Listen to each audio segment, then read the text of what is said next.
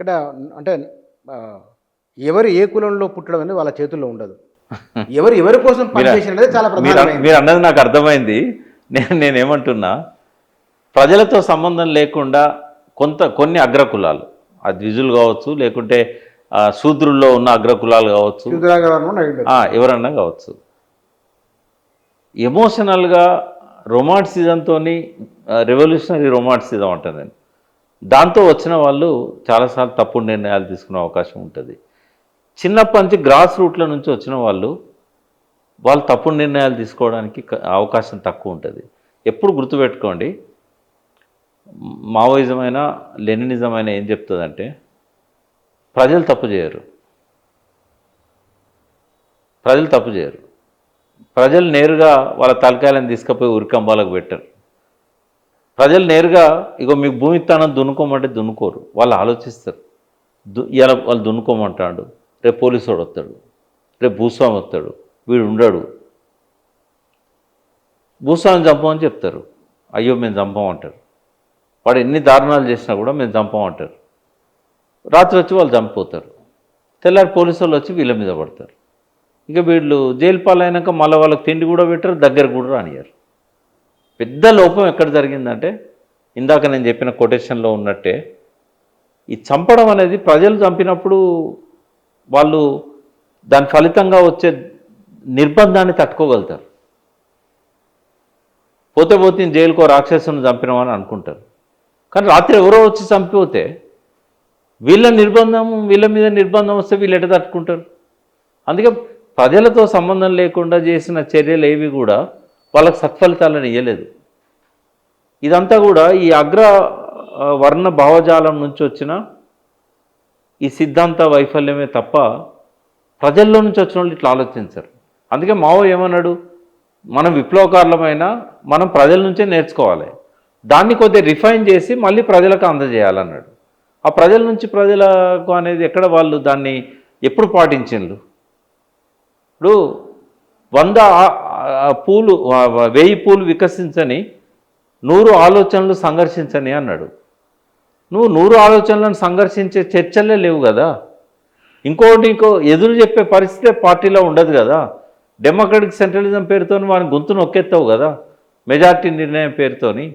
50 ఏళ్ళ నుంచి ఇప్పుడు 57 ఏళ్ళైంది మావోయిస్ట్ పార్టీ, అది మన విప్లవకారులు మొదలుపెట్టి దాదాపు 58 సంవత్సరాలు. ఇప్పుడు 1967 బర్ద్వాన్ పిలిన తర్వాత చారుమందార్ మొదలుపెట్టి వాటికి దాదాపుగా 58 ఏళ్ళు దాటింది. ఈ 58 ఏళ్ళల్లో ఎన్ని గొంతులు నొక్కేశారు? ఎన్ని గొంతులు అరిచి బయటకు వచ్చినాయి? దానికి ఏమన్నా విలువ ఇచ్చారా?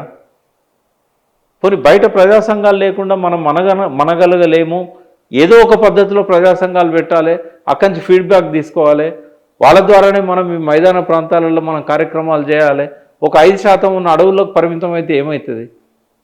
దేశం మొత్తం మీద జాగ్రఫికల్గా మీరు చూసినట్టయితే ఎన్ని అటవీ ప్రాంతాలు ఉన్నాయి? అన్నీ కూడా ఆలోచించాలి కదా. అడవులు మాత్రమే కాపాడుతాయా? ఒకప్పుడు కాపాడేటి. టెక్నాలజీ పెరిగింది. ఇవాళ నేను ఒక పోలీస్ ఆఫీసర్ని అడిగిన, ఇప్పుడు చెట్ల మధ్యలో నక్సలైట్లు ఉన్నప్పుడు పైనుంచి శాటిలైట్కి కానీ డ్రోన్లకు కానీ కనబడరు కదా, ఎట తెలుస్తుంది మీకు అంటే ఏమన్నారంటే, తుపాకుల కట ఒక కలర్ ఇస్తారట శాటిలైట్ దానిలో, ఆ ఇమేజ్ కదులుతున్నట్టు అనిపించింది అనుకో, అక్కడ వీళ్ళ మూమెంట్ ఉన్నట్టు. సింపుల్గా డ్రోన్ పంపించి కంప్లీట్ కథం చేస్తారు, లేదా వాళ్ళని ఎన్సర్కిల్ చేసి కొట్టేస్తారు. ఇంత హై టెక్నాలజీ వచ్చిన తర్వాత నేను బాగా గుర్తున్నది, సీతక్క దళంలో ఉంది తుపాకీ పట్టుకొని. నేను పోతే మెయిన్ రాము ఆమె హస్బెండ్, ఆ రాము రావడానికి కొంచెం టైం పడుతుంది. కాసేపు ముచ్చట్లు పెట్టినాం. ఆ పొలిటీషియన్లు గిట్ల ఎందుకుంటారన్న, ఆమె చాలా యంగ్ అప్పుడు, అంత 18 ఏళ్ళు కూడా లేదు. ములుగు దగ్గర పల్లెటూరు, అది లోపల అడవిలో. ఎట్లుంటారన్న ఇట్లా పొలిటీషియన్లు ఇంత సిగ్గు లేకుండా ఇట్లా చేస్తారు అట్లా చేస్తారు, అవన్నీ ఇప్పుడు ఇక్కడ కళ్ళారా చూస్తున్నది ఆమె. అట్లా మాట్లాడి, అన్న ఇంకెంతకాలం అమ్మాయి సాయుధ పోరాటం పేరుతో మీరు అడవులలో తిరుగుతారు, ప్రజల మధ్యకు వచ్చి మంచిగా సంఘాలు పెట్టుకొని ప్రభుత్వానికి వ్యతిరేకంగా కొట్లాడుతూ ఎట్లాగ ఎలక్షన్లో పార్టిసిపేట్ చేస్తున్నారు వాళ్ళు చేసేది. మరి ఇది ఏదో వదిలేసి వస్తే బెటర్ కదా. ఇవాళ రేపు టెక్నాలజీ బాగా పెరిగిపోయింది. నేను చెప్పింది ఎప్పుడు తెలుసా, ఇవాళ కరెక్ట్గా 35 ఏళ్ళ కింద. టెక్నాలజీ బాగా పెరుగుతుంది. రేపు మానవరహిత విమానాలు వస్తాయట, డిజిటల్ టెక్నాలజీ వస్తుందట. ఇప్పుడే అమెరికాలో ఇట్లాంటి దేశాలలో అది అమలవుతున్నది. ఎట్లా మనగలుగుతారమ్మా మీరు అని చెప్పి నేను 35 ఏళ్ళ కింద చెప్పాను. ఏదున్నా ప్రజలు ఉంటారు కదన్నా, ప్రజలే మమ్మల్ని కాపాడతారు అన్నది ఆమె. బట్ ఇప్పుడు ప్రజలకు దూరం అయింది కదా అది. బట్ ఇక్కడ ఇవాళ జరుగుతున్న ఈ చర్చలు ఎటువైపు వెళ్ళవచ్చని మీరు అంచనా వేస్తున్నారు? ఒక అంచనా ఉంటుంది కదా మీకు? బయటకు వస్తారు. ఎందుకంటే ఇంకా ఏమాత్రం ముందుకు పోలేని పరిస్థితి నెలకొన్నది. కొన్ని ఇప్పుడు ఒక విజనరీ గురించి చెప్తా. చెన్నారెడ్డి గారు తెలంగాణ ఉద్యమంలోకి రావాలని చాలా అందరు అడిగినప్పుడు నేను రావాలా వద్దా ప్రజల మధ్య పోయి తెలుసుకుంటా అని చెప్పి నల్గొండలో 1969 మే 15 నాకు గుర్తున్నంత వరకు కొండలక్ష్మణ్ బాపూజీను ఆయన కలిసిపోయినారు. ఏప్రిల్ 15 అనుకుంటా, ఏప్రిల్ 15. ఇక్కడ ఏప్రిల్ 4 నాడు కాల్పులు జరుగుతాయి. జరిగినాక అందరూ ఆయనను ఈ నాయకత్వం మాతో అయితలేదని మదన్మోహనే స్వయంగా మదన్మోహన్, మల్లికార్జును వీళ్ళందరూ కలిసి ఆయనను బతిమలాడతారు. నీలాంటి మెచ్యూర్డ్ లీడర్ కావాలి మాకని. అయితే జలదృశ్యంలో 5వ తారీఖు నాడు, 4వ తారీఖు కాల్పులు జరుగుతాయి, 3 చచ్చిపోతారు. 5వ తారీఖు నాడు కూర్చొని మాట్లాడుకుంటారు. అయితే జనంలోకి వెళ్దాము, అన్ని జిల్లాలు తిరుగుదాము, వాళ్ళు కనుక అంగీకరిస్తే మనము వద్దామని చెప్పి కొండలక్ష్మణుడు చెన్నారెడ్డి బయలుదేరుతారు. నల్గొండ పోయినాక ప్రెస్ మీట్ జరుగుతుంది. ఏమని చెప్పింది తెలుసా? ఇంకప్పటికి నక్సలైట్ పార్టీలు లేవు, ఇంకా నక్సలైట్ ఉద్యమం లేదు. చిన్నగా మొలుగ అడవులలో, ఖమ్మం అడవులలో మొదలైంది. కానీ అక్కడ చారుమజుందార్ది అణచివేశారు. శ్రీకాకుళంలో మొదలైంది, తెలంగాణలో లేదు. ఆయన ఏమన్నాడంటే, ఈ తెలంగాణ డిమాండ్ను కనుక కేంద్ర ప్రభుత్వం ఒప్పుకోకపోతే, ఇట్లనే తుపాకులతో అందరినీ చంపాలని నిర్ణయానికి వస్తే నేను హెచ్చరిస్తున్నాను, ఇక్కడి నుంచే నక్సలైట్ ఉద్యమం పుడుతుంది. ఈ తెలంగాణ ఉద్యమకారులే నక్సలైట్లుగా మారిపోతారు. ఇది మొత్తం భారతదేశాన్నంతా అంటుకుంటుందని చెప్పాడు. ఆనాటి పరిస్థితి. నా దగ్గర కటింగ్ ఉంది, మీకు కావాలంటే.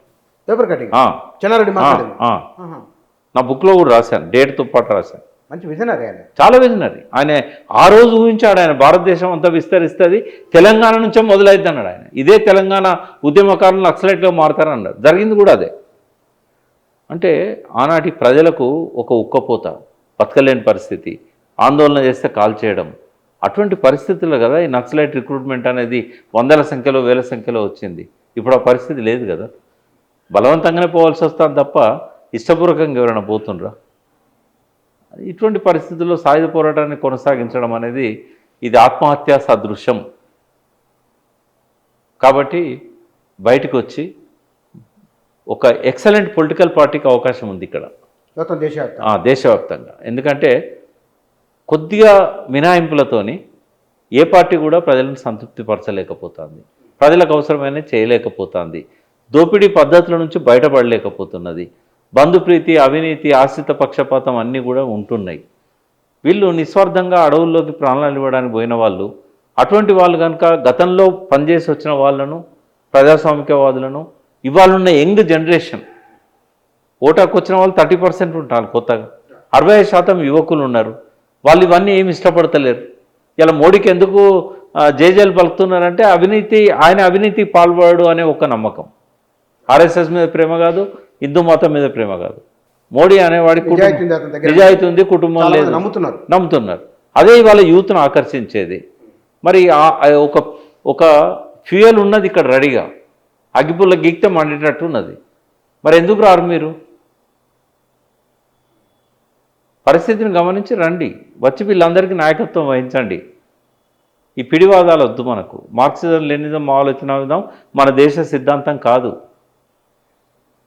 కాబట్టి వాళ్ళని రమ్మని నేను కూడా రిక్వెస్ట్ చేస్తాను. వచ్చే అవకాశం ఉంది. ఎస్, నమ్ముతున్నారు మీరు? నమ్ముతున్నా. అంటే మరో కొత్త రాజకీయ పార్టీ రాబోతున్నదని మీరు? ఖచ్చితంగా వస్తుంది. అది వాళ్ళ ద్వారానే వస్తుంది. వాళ్ళ ముందర 2 నెగటివ్ ఎగ్జాంపుల్స్ ఉన్నాయి.